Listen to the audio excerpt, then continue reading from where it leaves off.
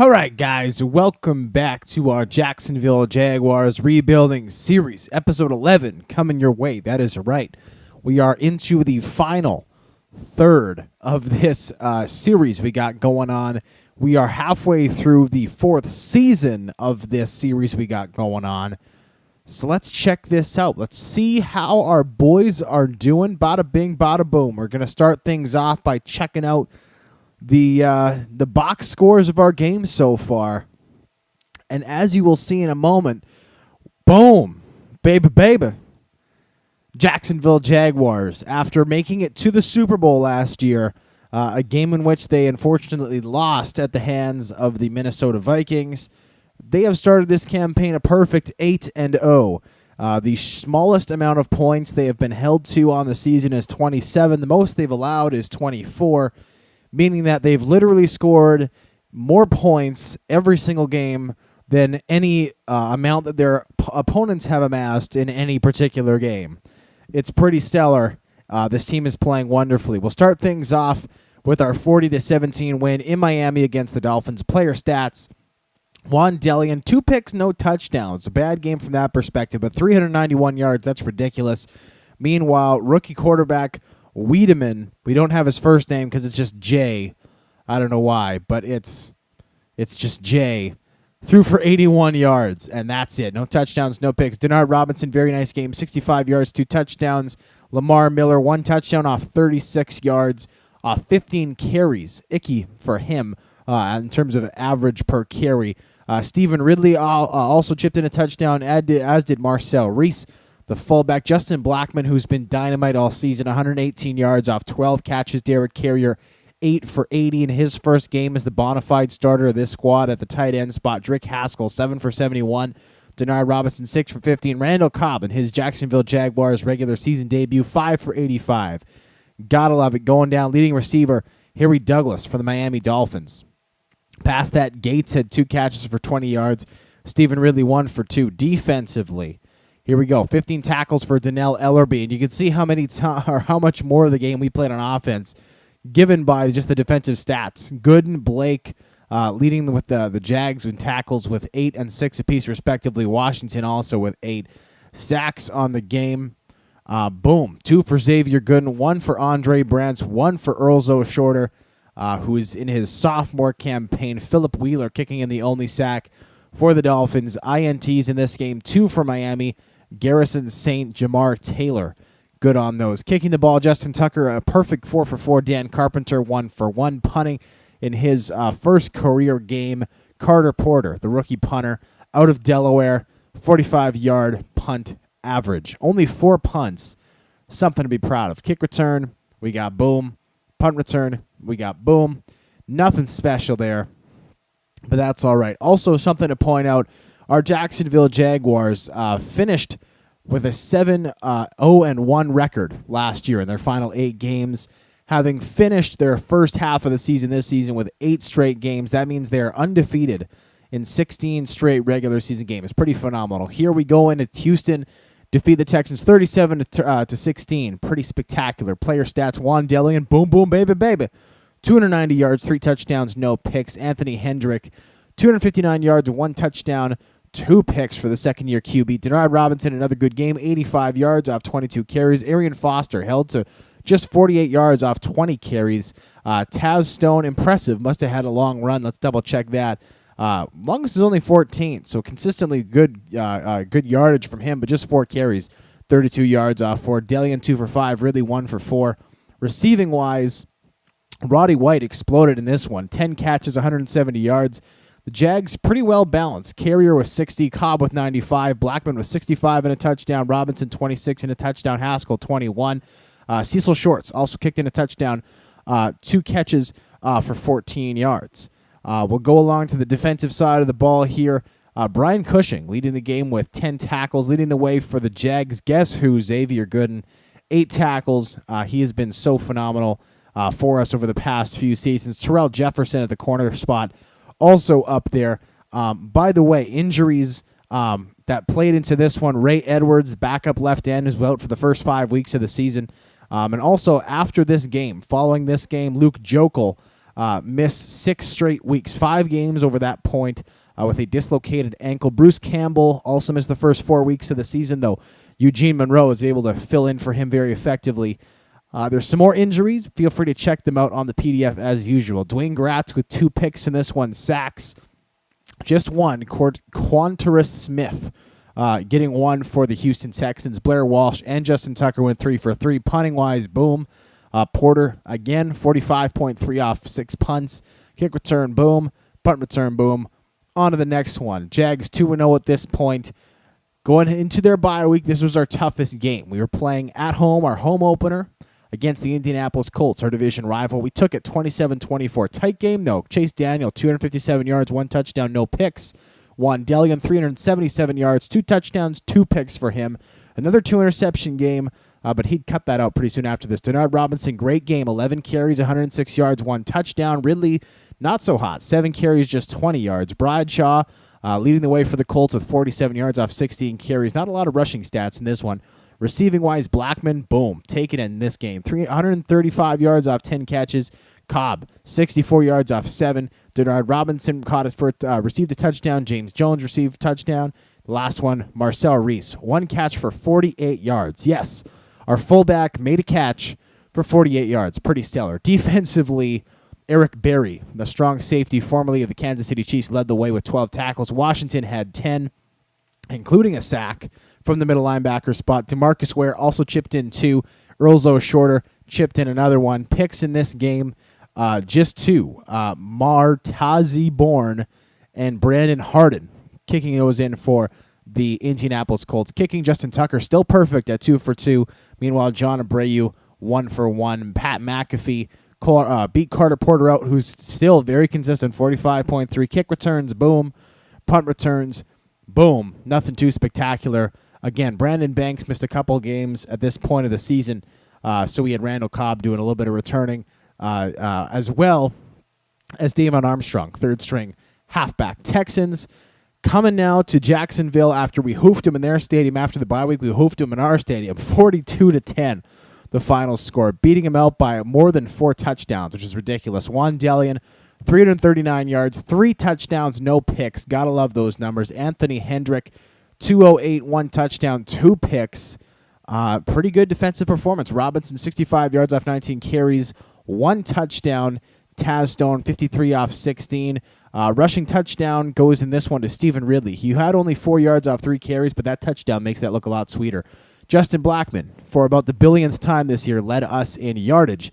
Receiving-wise, 78 yards off 7 catches and a touchdown. Carrier, almost an identical stat line, 7 for 71 and a touchdown. Cecil Shorts kicked in 6 for 73 and a touchdown. Hopkins, 7 for 63. He led the Houston Texans. The remaining numbers for us, Robinson with 31, Marcel Reese with 7, Gates with 5, Fuller for 17. And that's that. Randall Cobb did not have a catch in this game. I don't know why that is. He's otherwise been a very consistent performer for us. DeMarcus Ware had a career day on this one. 11 tackles, 4 sacks. 4 sacks! This is a dude who gets paid $10 million and is making that number look like a bargain. Earlzo Shorter, Xavier Gooden each kicked in another one. Mark Anderson, 1 for the Texans. And picks, 1 for Gratz, 1 for McCray. Gotta love it. Kicking, Blair Walsh, 1 for 1. Tucker did not attempt a field goal.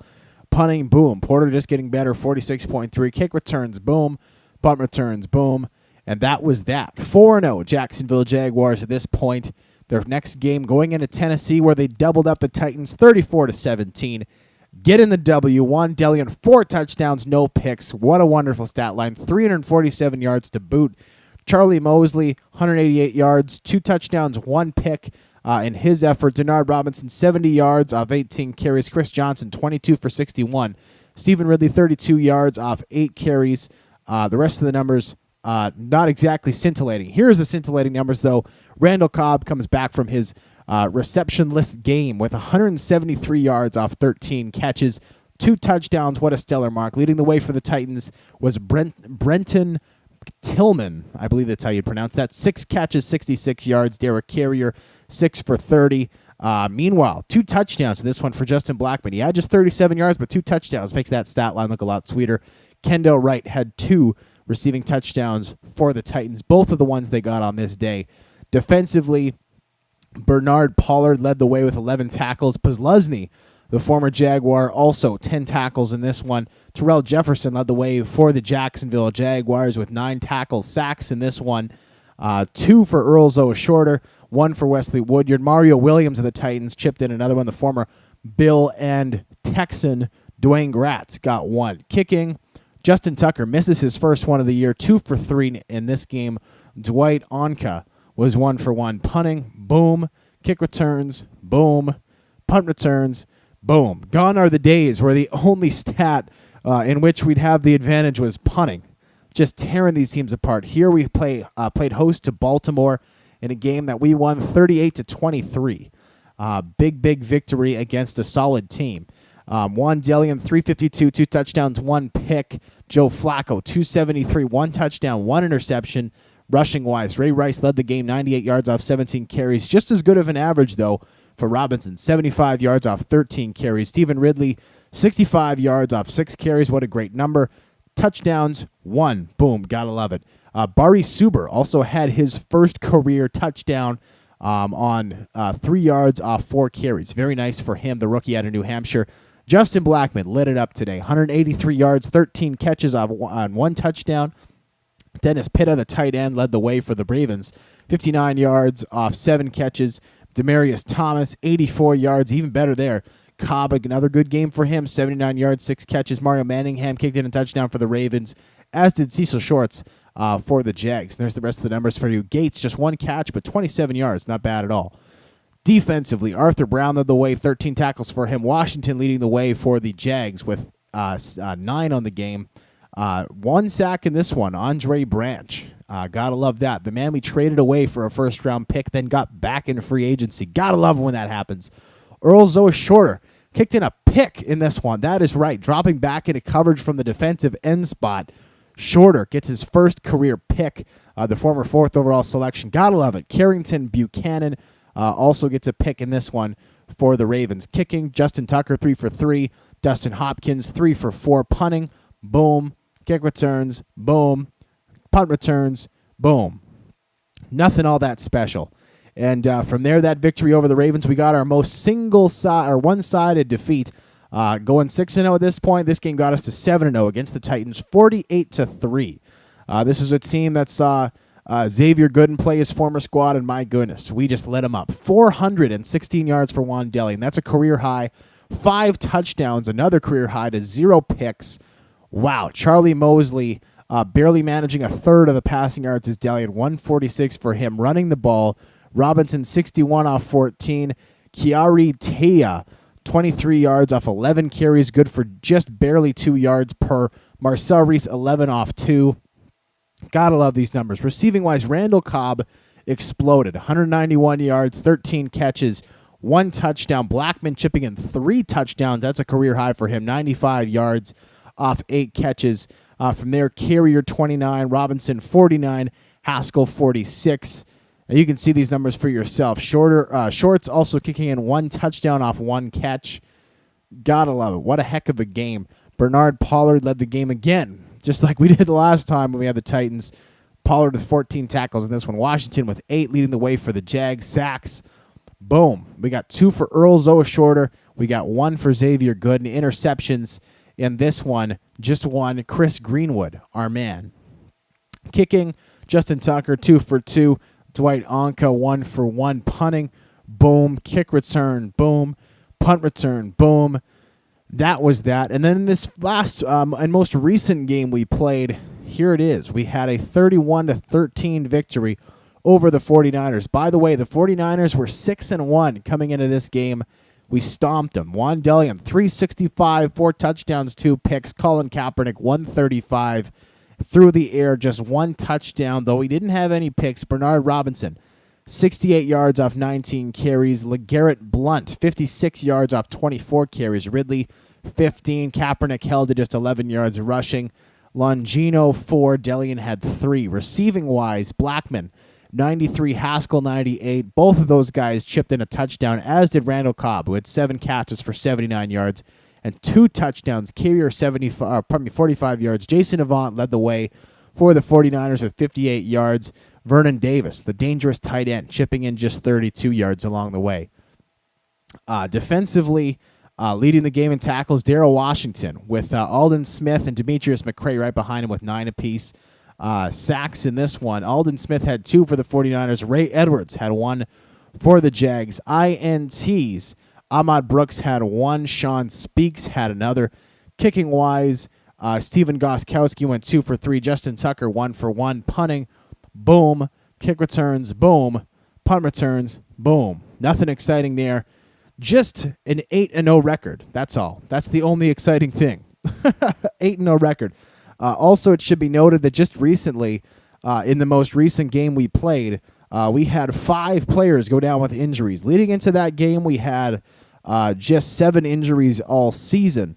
Some of them more serious than others. Probably the most serious one being the one to Luke Jokel that saw him miss 5 games.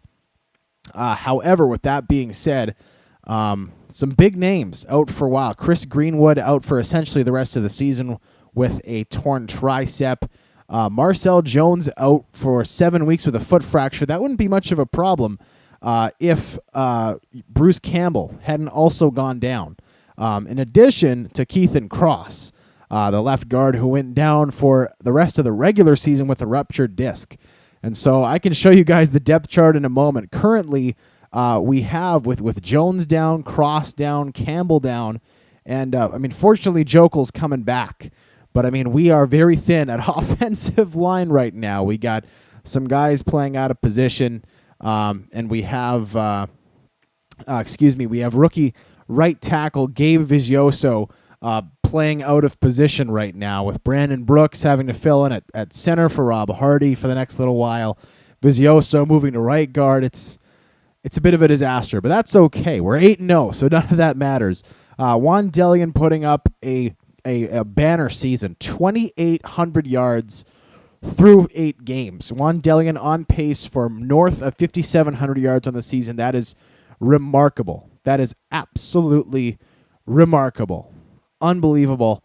So happy with how he's played. 23 touchdowns. That is on pace just to be shy of the record for single-season touchdown passes currently held by Peyton Manning of the Denver Broncos. 7 picks, not bad, especially considering he threw 4 in the first 3 weeks. He's been sacked just 6 times, which is a testament to our offensive line. Rushing the ball, Denard Robinson on pace for almost 1,200 yards, which is pretty great. 4.5 yards per carry, that's what we like to see. 4 touchdowns. Ridley also with a decent average, 158 yards, 3 touchdowns. Gotta love it. After that, not a lot of carries for either of our other running backs, but it's hard to get them carries when the top 2 guys are playing well. Receiving-wise, Justin Blackmon currently second in the entire NFL in receiving yards, 108. Cobb just behind him with 766. Blackmon on pace for 18 TDs. Cobb on pace for 10. That's wonderful. Carrier finally giving us some good production out of that tight end spot. 348, 1 touchdown. Haskell 405, 1 touchdown. On pace, now granted we run a spread offense with a lot of room for slot backs to get in, but Haskell, as the 3rd wide receiver on this squad, has 405 yards through the halfway point. Pretty amazing. Also a touchdown to kicking, gotta love it. Robinson 191 out of the backfield. Cecil Shorts, a guy who's making decent coin to not play a lot, but when you have 4 touchdowns off 13 catches, you can't really complain. Reese is 103 out of the backfield. Gates getting in there just a little bit. Gotta love his leadership and everything that he brings. Blocking-wise, here we go. Games played. As you can see, we've lost a lot of games due to injury. The only 2 guys who have started every game are Cross and Mosley, and Cross just got hurt in the last game. As you can see, his downs played is a little bit below Brandon Mosley's. With that being said, though, sacks allowed. The rookie Gabe Vizioso, who's played a huge number of games because he's had to get in there for these injured guys, has allowed 3 sacks. However, everyone else combines for just 3. That means that Cross, Hardy, Campbell, Jokel, guys who have played decent amounts of games, have been able to avoid giving up the sacks, which is wonderful. Defensively, Darrell Washington on pace for north of 120 tackles, which is great. Xavier Gooden, 49, McCray, 41, Woodyard, 36, Blake, 35, and the list goes on. You got to love it. Sacks on this team. You got to love the pressure we're getting on the QB. Shorter leads the way with 7. Ware's got 6. Gooden's got 4. Branches 2. Washington, Woodyard, and Edwards each kicking in 1 picks. I'd like to see a few more, particularly from Jefferson, who's yet to get his first one on the campaign. But Gratz is 4. Shorter has 1. McCray has 1. And Greenwood has 1. Kicking, Justin Tucker, 17 of 18. That's stellar. He's made 1 from 53, 94%. Got to love that. Punting the ball, Carter Porter, 45.6 yards per carry, not that bad, particularly when we're paying him less than 30% of what we'd have to pay Brian Anger. Actually, that's not even true, less than about 15%. Kick returns, boom, nothing exciting. Brandon Banks, another kind of low-key season for him. Punting, there you have it. And we'll go on from there to our Pro Bowl and awards. These are the projections now that we've seen our box scores, our season stats. Let's check out the projections for the awards that will be handed out. And for the first time ever, I think there's almost a guarantee that we're going to see some Jags winning some pretty big awards here. MVP currently Juan Delian. Guess who? And who could doubt that? 23 touchdowns, 7 picks through 8 games. The Cat's throwing for 3 touchdowns a game. You got to give it to him. Also on the list, Justin Blackman at 7th. With an extraordinary season going on. Chad Masters leading the way for Coach of the Year. We'll see what happens with that, though.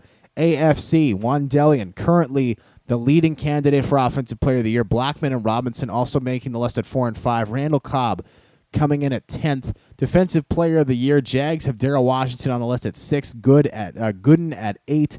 Offensive Rookie of the Year, Jags got nothing. But then again, we don't have any rookies really in the mix. Defensive Rookie of the Year, nothing for us. But again, no defensive rookies really in the mix all that much. Best QB, Juan Delian, guess who?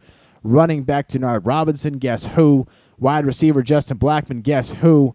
Offensive lineman, Nate Solder. Right behind him, Luke Joke and Rob Hardy. If either of those guys had played healthy all season, I think one of them's at the top. Cross and Monroe also on the list. Campbell also on the list. Defensive line, Earl Shorter and DeMarcus Ware leading the way. 2 ferocious pass rushers. Gotta love what we're getting out of them. Best DBs, Gratz sitting at 4th. Would like to see some more guys up here, but we're not at the moment. Munchie Gardner is currently the best kicker in the league, which is surprising given his overall number, but his first name is so great, I can't even be upset.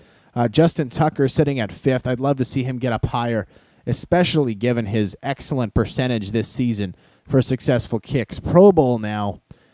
Just get a quick update. We're just going to run through the AFC for now. We'll hit up both conferences at the end of the year. Delian, the leading vote getter for quarterbacks. Brady Roethlisberger there as well. Running backs, Rice, Denard Robinson, Monty Ball. Fullbacks, Peyton Potches and Marcel Reese. Wide receivers, Justin Blackman, Eric Decker, Marcus Wheaton, Randall Cobb, Golden Tate, Antonio Brown, Josh Cribbs, and Danny Amendola. Tight ends, Rob Gronkowski, Derek Carrier, Boom Boom, Dennis Pitta. Offensive lineman, Nate Solder, Bruce Campbell, Keithan Cross, Selvish Capers, Rob Hardy, J.D. Walton, Marcus Cannon, Alex Boone, Luke Jokel, and Sebastian Vollmer. Gotta love the Jags that we're seeing on that offensive line. Defensive line here, J.J. Watt, Earl Shorter, DeMarcus Ware, Beckett Schultz. Defensive tackles are Ed Ginyard, Marcel Darius, and Kenny Magazoo. Linebackers, Lamar Woodley, Mark Anderson, Perry Riley, Sean Lee, Barkevius Mingo, and Manny Lawson. DBs, Carrington Buchanan, Dominic Rogers, Camardi, Demetrius McQuaid, Drain Gratz, Aaron Williams, Morgan Burnett, Rashad Jones, and Eric Berry. Kicker, Justin Tucker, and punter, Chaz Henry. That is the list as it currently stands. And speaking of how things stand, let's go ahead and take a look at these standings we got here. As you can see, the Jags have absolutely run away with the AFC South. With a perfect 8-0 record, they are destroying that division and the entire league. We do still have 3 undefeated teams, the Falcons and the Patriots leading it, which actually means that currently we're not even in first in the AFC, which is too bad. Hopefully, the Patriots will fall off as the season goes on. Let's quickly go division by division, starting with the AFC North. Ravens, Steelers tied 4-4. This division wide open. The Bengals and Browns are kind of in the toilet. But hey, Ravens or Steelers could come and take that division. AFC South, boom. Pretty obvious who's taking this one, barring an extraordinarily extreme set of circumstances. Titans 3-5, Texans and Colts sitting at 2-6. AFC East, Patriots running away with it at 9-0. The Dolphins, nothing to shake a stick at though, at 5-3. Bills and Jets 2-6. AFC West, Raiders and Chiefs sitting at 4-4. This one, this division, very much like the AFC North, wide open. Chargers and Broncos at 3-5. Anybody could take that division right now. NFC North, Packers and Bears 6-2. Vikings and Lions 2-6. Vikings have clearly not bounced back well from winning the Super Bowl. Need probably 7 or 8 wins in the second half of the season to make the playoffs. NFC South, Falcons dominating this one with an 8-0 record. Bucks, Panthers at 3-5. Saints at 2-7. NFC East, Giants 6-2. Eagles 6-3. Redskins 5-3. Everyone in this division in the hunt except for the Cowboys at 2-6. And then the NFC West, 49ers, Seahawks, and Mounties, again, all going for it. The only team in the toilet, the Arizona Cardinals, unfortunately for them. So it'll be interesting to see how this plays out. Also, we're going to get into the team stats at the end of the season. But for right now, you can see the Jags have scored more than 50 points, more than anybody else in the entire league. They're second in defensive points, second only to the Falcons. Just stellar football happening in Jacksonville at the moment. Now let's go over to player progression. This will be our last stop for today. All the scouting stuff will be taken care of 2 episodes from now. Again, I'm trying to do my best to just diagnose what it is we're going to need, because this team doesn't have any holes at the moment, as I'm sure you guys can see. Also, roster moves. We re-upped 1 player. I'll drop the footage in at the appropriate place after this. So here we go, player by player. Juan Delian up to 92 from 89. Ronald Barker has now taken over the second spot of the depth chart. He's grown phenomenally well. Just a second-year guy, late-round pick. Gotta love what he's there. Matt Scott sitting there. He's going to be gone this offseason in free agency because he wants some money because he's developed so well. But for the meantime, we'll keep him around just in case, something happens. But hopefully it doesn't. Juan Delian has stayed healthy for us, knock on wood, and played phenomenally. So gotta love what's going on there. Halfbacks, Robinson at 83, Ridley at 82. Both these guys have actually regressed since the top of the season. Robinson has stayed the same. Ridley has regressed by 5 points. But both of them are playing their best since joining the Jacksonville Jaguars, which is great. Bari Suber up to 81 from the beginning of the season, at which point he was 80. When we drafted him, I think he was in the low 70s. It's basically been his carrying that we've had to work on. And as you can see, his carrying up to 82 from the mid-60s when we drafted him, which is great. Davon Armstrong up to 79, sitting there developing for us, which is great. Marcel Reese still at 99. Nothing to be said about that cat. Randall Cobb up to 95 from 94. Blackman up to 94 from 90, which is wonderful. You love seeing these guys come along. Blackman up to 94 catching from 92. That's had a lot to do with it. There's nothing more to be said about what these guys are doing. They're 2 and 3 in the entire league, I believe, in receiving, which is great. Shorts 86, Haskell 86. Nice bounce back for Shorts. Fuller at 83. He's yet to really get in the game much. McNary playing the third tight end spot at 73 overall. Tight ends, meanwhile, Courier and Gates. Gates has actually regressed, but that's to be expected with his age. Again, not a guy brought in to be a star, a guy to mostly to be brought in as just extra insurance, a guy who can provide some extra insight, awareness, and that with a veteran presence, much like Ray Lewis last season. It's a great thing to be able to afford 290 overall left tackles on this team. Both those guys up from 89. Marcel Jones up to 81 from 80. Left guard Keithan Cross. He's hurt now, but 89. Gotta love it for the third-year guy at Penn State. Rob Hardy, the second-year center, up to 92 from 90. Second-year player out of Purdue.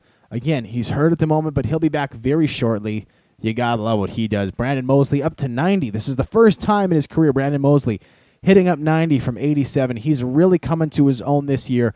Gotta love it. We traded for Mosley as a rookie. This is his 4th season in Jacksonville, and he's playing very well. Brandon Brooks behind him. He's up to 79 from 76 at the beginning of the year. For him, it's mostly been an awareness thing. His awareness was just 71 when he came our way. It's now 80. We've also been working on his run blocking, his pass blocking. His pass blocking was 76 when we got here. So we're working on that free agent signing from this past offseason. Luke Jokel now up to 95 from 92 despite not playing for a lot of the season. As you can see here, Gabe Vizioso up to 87 from 81. Great progression now. I will admit that progressing offensive lineman isn't super hard in this game, but we give him a 10-point boost at the awareness spot. We give him a 6-point boost at the run blocking spot, and suddenly this cat is on fire. 87 overall. Granted, he's got a ton of playing time, which really helps. Shorter, up 91 from 87. Ray Edwards behind him has regressed a little, probably because of no playing. He hasn't had much playing time, but he's actually got a couple sacks in chances where he's had on the field this season. Shorter, what is there to be said about this guy? He's a beast. He's an absolute beast, and he's just playing dominant football for us. DeMarcus Ware, 95 from 97. Regressing a little bit with age, but hey, his on-field, he's got 7 sacks, on pace for 14 this year. You can't complain about that. Branch, 83 behind him, who's been a steady performer given opportunity. Linval Joseph, 93. Williams up to 91 from 90. Martin and Dieterich just hanging on as depth guys. This is the first season. Again, we have to knock on wood when I say this, but this is the first season so far where our defensive line has stayed healthy through the first half of the season. Let's hope that continues. Linebackers, Woodyard, 87, staying there where he has for a long time. Stanford, 82, staying there as he has for a long time. And Atwater, up to 79 from 78. I was hoping for more out of him. However, his tackling, still phenomenal. His awareness when he got here, 82, now up to 85. There's certain parts of his game that still need to be improved. But with that being said, we're working on him as time goes on. And if need be, he could be a starter for us next year. We'll still see how that develops. Darrell Washington up to 90, or actually he's regressed to 93 from 96. That's surprising. I did not know that going in. Donald Butler down again from 84 to 82. That's a drag, actually. I was hoping to see big things, especially because we just got Darrell Washington's tackling number all the way up to 99. I don't know what's dragging him down. His awareness still just as good as it was at the beginning of the year. Same thing with his physicals. That's surprising. I don't understand that, but okay. I guess stuff happens sometimes. Xavier Good, 91. He's another guy who's regressed, actually, from 95. Don't know why that is, but I guess the rest of the defense around him is progressing at a rate that is faster, so I guess he doesn't have to be around the field as much. I don't know. Buey behind him up to 72 from 69. He's been a disappointment so far. I was hoping to see more progression out of that. We got his tackling up to 82 from 72. We got his awareness up to 82 from 71.